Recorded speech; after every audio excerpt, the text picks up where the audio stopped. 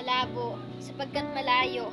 Ang kailangan kong lakbayin upang kahit paano'y matapunan mo ng tingin o kahit isang sulyap, o kaya kahit tipid ng ngiti man lang, malabo, at tila ba hindi akma, ang mga kilos upang patuloy ko pang ipagkaila na ako'y isa lamang sa libo-libo mong tagahanga.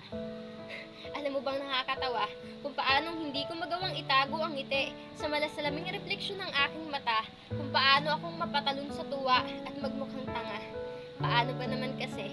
Nakita na naman kita. Pinipigilan ang damdamin, hindi ako pwedeng lumagpas sa kota.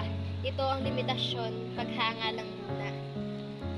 Maaaring sabihin kong sapat na ang masilayan, itong iyong figura, sa isang malasayantipikong bagay na kung tawagin ay teknolohiya, kung saan nakapaloob itong social media. Ano pa ba? No choice nga, diba? Kumbaga hindi ka man langit, subalit ikaw, yung bagharing matapos ang ulan. Hindi mawaglit sa tingin dahil hanggang tingin din lang. Mahirap kang abutin, subalit masarap kang pagmasdan. Promise, cross my heart, hope to die. Hindi ako kumukuha ng atensyon pero baka pwede niyong pagbigyan. Kapinpin Brothers, kahit si Kapinpin lang.